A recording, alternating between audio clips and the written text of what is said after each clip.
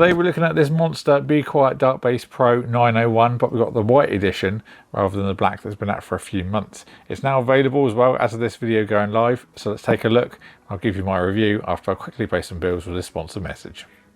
NZXT's new Kraken and Kraken Elite Aero cooler range uses their CAM software to customise their display. You can now add custom images and GIFs to the standard Kraken, plus if you wish add an infographic such as stats and temps of your PC. For the Kraken Elite, you now have support for up to 60 FPS GIFs with a whopping 8,000 colours over the previous 256, and by some NZXT wizardry, it also uses less of the CPU too. Magic. So if you have a Kraken or Kraken Elite in your PC, then get updating, but if not, now there's even more reason to get your hands on one. Visit the link in the description box below to learn more. So the overview part of this case I've already filmed once, but we've had some technical issues, so that's why things are a bit all over the place. But I will run you through everything. I have already done it, so I already know what I'm going to talk about. So let's go through and tell you all about the case. So big change over the 900. This is also reversible like the previous generation, but it's now on rails, so it's a lot easier to do. Just need to change a couple of cable management bits at the back, then you can easily swap it around. We'll start at the front of the case. So at the very front you see we have a solid panel on this, but you do get included some other ones if you want to swap it out. I've got some sound dampening on the back of there, which is how it comes by default. And then you have the additional one I said about in the box. If you want to go for a more performance edition, you can easily just pop that in. And now you have some easily accessible ventilation for your fans. So just taking the front of this off to actually show you behind, it has got some ventilation on either side of the front part as well. So even if you do use the solid panel, it's still going to get some fresh air drawn in. Here we have the filtration as well, so it's easily removable to clean it. And then you have got the option there for up to a 420mm radiator, or you can do three 120mm fans, whatever configuration you fancy. There's two pre-installed 140mm Silent Wing 4 fans in there as well. They're the PWM version. I will be using fan speed reducers to about 1500 RPM on a test, keep it consistent with what I usually do. This has also got a bracket on as well, so you can put all of your fans and AIO and everything on and then bring it in after the fact, just to make life a little bit easier. Now at the bottom here we have this little part you can take off, little magnetic filter. There's this little part included in the case. Then on the front of the case you have a section that you can open at the front. Now this can actually take a optical drive in the front of the case. It's a really weird thing to say in 2024, but you can put an optical drive in the front of this if you so wish. Then this front panel just flops down. A little bit tough actually, admittedly, to open to begin with. It does take a really good kind of... Oh jeez, almost broke it trying to take it off. But so very difficult to open up, so just be careful when you do that. But yeah, then you can actually access an optical drive from the front of the case. So very different, something that I certainly didn't expect to see on a case, certainly in this year, but there is an option there if you want it. There's also an RGB strip on the front of the case there as well. They also use pogo pins to connect to the case, so you don't have to deal with any wire when you take it off. So I'm going to very precariously hold this case while I talk to you about the I/O options that we got on the top. We've got a headphone and microphone jack. There's full USB Type A, these are USB 3.2 Gen 1. We've also got a Type C, which is USB 3.2 Gen 2. Underneath the ports, we've got some touch controls. We've got a fan control on the left-hand side. There's 5 steps there. You can also do PWM mode on there as well. On the right-hand side, we have got RGB color and also mode. Power button in the middle. It's also got some illumination on it as well. Moving to the top of the case, on the very left-hand side, we have a Qi wireless charging spot for your phone. It will do 15-watt fast charging. Really random thing to see on a case. In practice, I'm not too sure whether that's something I would use personally, especially if we're going to have the case on the desk. It's kind of up high, might not be a little bit awkward, but we'll try that out for the conclusion anyway. Then we have got our filtration for the top. You can take this off, and then by default we have got some solid panels. You can again remove these. That can take a maximum of 3 140mm fans, not a 420mm radiator though, as it's got some limitations, presumably by the end tank. Then you've also got this part of the front to think about as well. So a 360mm radiator can fit in there, no problems though. It's also on thumb screws that you can easily undo. And then taking this out, if I turn it over, we've actually got 3 4-pin headers for all of your fans that go with it, maybe an AIO or the ones that you're going to put on the radiator. And that goes in with pogo pins to the back of the case. So that makes cable management really easy. And of course you can put all of your AIO radiators and fans on that little one bracket then bring it in afterwards. Should hopefully keep cable management a little bit more tidy, being that you can plug it all into the bracket, but we shall see about that when we do a build in it. Onto the back of the case. It's quite a tall one, as you can tell. I've literally on tiptoes to show you this. There's a pre-installed 140mm Silent Wing 4 fan there again. This whole thing is a little bit recessed. Like I said, you can take it out and reverse it if you'd like to. A bit further down we have our 8 expansion brackets, and then a bit further still we've got our power supply mount. This is one you can take off, put on your power supply, then bring it all back in afterwards. So going into the case, we've got a really thick piece of tempered glass. I think it's as thick as that I've seen on a case yet. It's probably a good 5mm thick.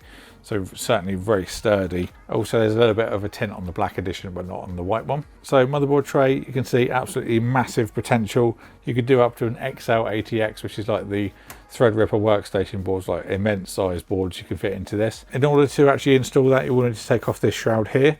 But the right hand side, we have this little section for hard drives, and this can flip around. There's a couple of notches you can see on the side there. And then you get in the box this little additional bracket. So you'll still have your cover, and it will sit about here instead and replace the one that's on the left. So there are Silent Wings 4 fans pre-installed, like I said. And then we have got some hard drive mounts. These easily just pop out. And then you can get some additional sleds. They will be available. I think it's in April. So it'll be very soon after this case launches, available in white as well, so it'll all match. I'll show you how they work when we get round to the back. If you want to do something with this section, rather than having all of these covers that you're not going to use, Bequiet do include this bracket, so you can install up to 360mm of fans. Then again, it's got that section on. I'm going to put that additional bracket on, so it'll clip in like that. So that will replace that one there instead. So it's up to you whether you want to use hard drives or add some additional airflow. Now on the topic of airflow, if I just tilt this case up, here we have our big shroud for the bottom here. You can actually push this down and open it up. And then you can see inside there where our power supply will go. Now you can actually install an additional hard drive into the bottom if you'd rather. You can take away the hard drive cages, and then this little panel here will then pop out. Then there's an additional one included with a little grill. So I'll just pop this back in for now. We've also got some LED illumination along there as well. So you do get a little accessory box as well. We've got some white anti-vibration pads for the power supply. There's some screws presumably for the power supply there as well. There's an additional thumb screw in there. Then these are some screws for the front. They do have a little bit of a spacer on this one, so if you want to add an additional one, you've got the stuff right there. And of course, you get a selection of screws as well. But you also get this included in the box as well, so you've got a little anti-sag bracket, which can also take your cable for your graphics card as well, so it's like 2 in 1. You can adjust it up and down. It has got 2 settings. You can bring this further up if you need to, and it can take up to a 4-slot thick card, so really lots of potential there for the big chunky boys that are now out on the market. This is also magnetic as well, so it will just stay put wherever you put it in the case. If you don't fancy going with the standard mount, you can also vertical mount. All of these expansion brackets can be rotated 90 degrees, so all you need is to rise the cable and then you're good to go. So that saves buying an additional mount as well. You can see all those push pins at the top. There's no real grommets or anything on this case, it's just more cutouts and covers. We can see all where the cables go though, and all of the front panel stuff goes down here, which is very visible. If I was going to leave this as a permanent rig, I would certainly want to do something about that. I'd look to run them down where my finger is rather than having them there. And if you're not going to use an AIO or anything like that there, they're going to be very visible. You have got 66mm of depth there to play with if you're wondering about thickness as well. So last but not least, the back side, we've got some captive thumb screws, then some nice area for some fresh air to be pulled in if you want to put some additional fans on the side like I showed you.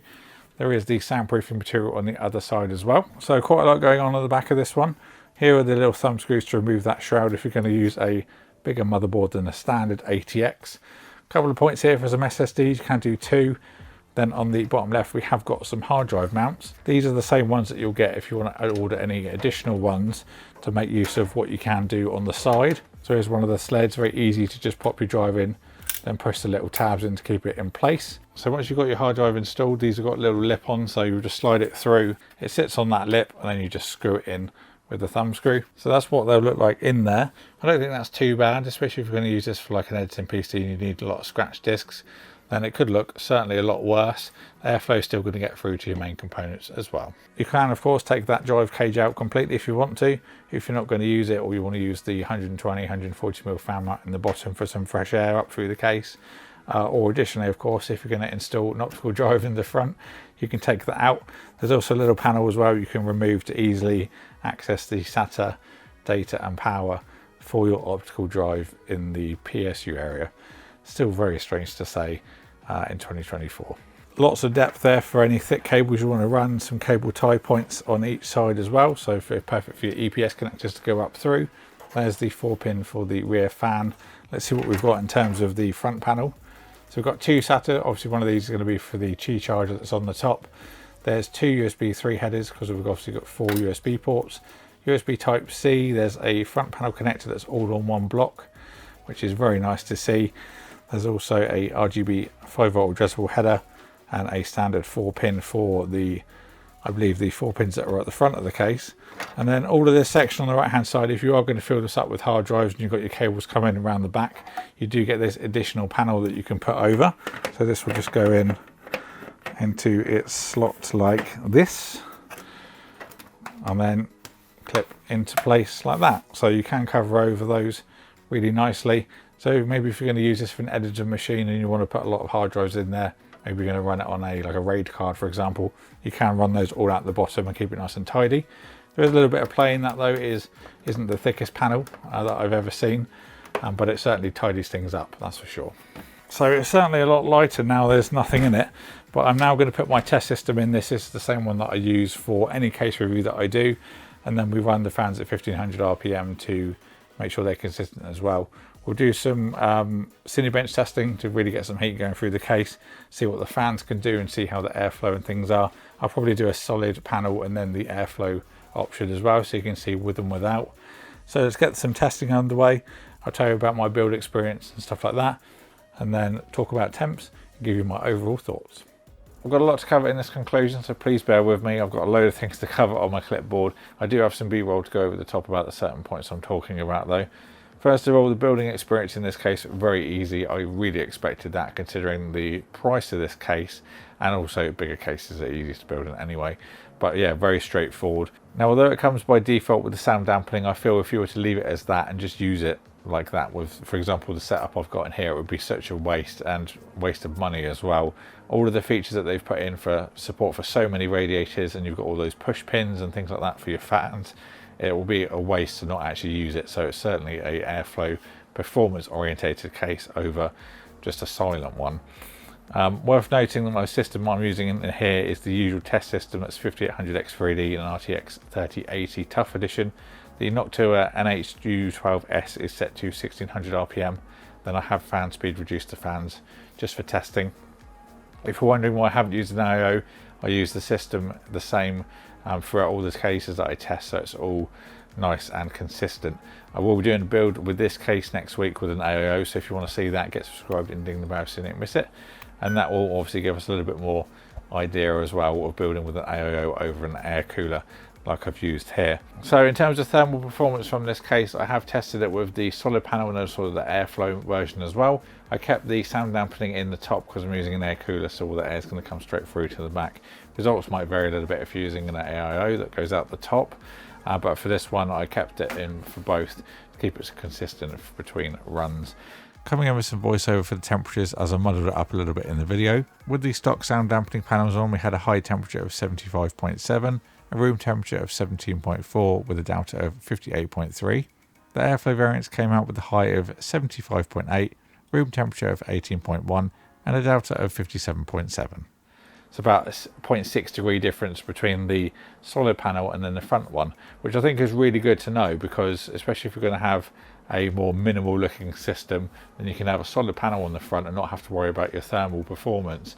Like I said when I did the overview, you've still got some nice gaps on the side to draw in some fresh air anyway, so it's not overly restrictive to have that solid panel on there. The push pins and removable mounts I think are really handy, especially if you're going to go hardline water cooling. Some of those you might want to bring down at the same time as you screw them up, so it does give you a little bit more flexibility there.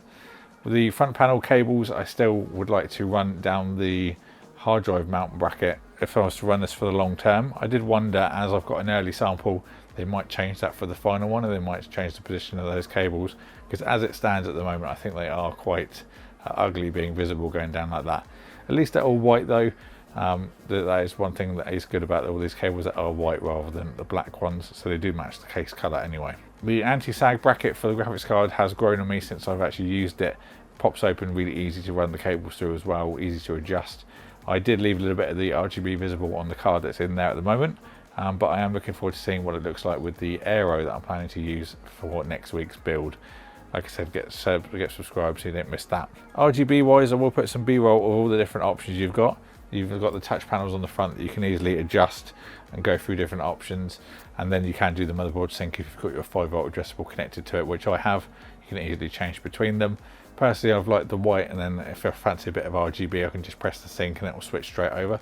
So it's really nice to have some different options there as well, rather than having to use software. The other things, the QI charger on the top, works as expected, but the positioning for me isn't one that I would personally find myself using. For example, like when I was sat at the other side of this desk doing the testing, having it on the top is okay if you need to charge, but I'd rather use a little desk QI charger, or Qi charger rather, instead. They could also offer an optional accessory if you were to be able to remove it and then put it in the desk stand, for example, or a kickstand, then have a cable that runs to it like that. Might get a bit more use out of it, but currently, if you're going to put your system on the desk, you're paying for something that you may not use, so there's a bit of additional cost. Now, speaking of other things you might not use, is the ODD slot at the front of the case. That's something I personally wouldn't use. The only other thought I had is maybe if you were to print like a little tray from an STL file that you can then put memory cards and USB sticks or something like that in, just to organise your desk a little bit more. But the cover on there is something that needs to be worked on before they ship out these for retail ones, because it was so difficult to get off. I've bent my fingernails back a couple of times trying to open that for the camera. There's another one that I'll put on over the top now, but you'll see it's just very, very tough to open that. So that's certainly something that needs to be addressed on the final version. The build quality of this case overall is just fantastic. All the metal is very thick. The glass, for example, is the thickest that I've seen on any case yet. It's absolutely solid. It weighs a ton, but that does show that it is very well made.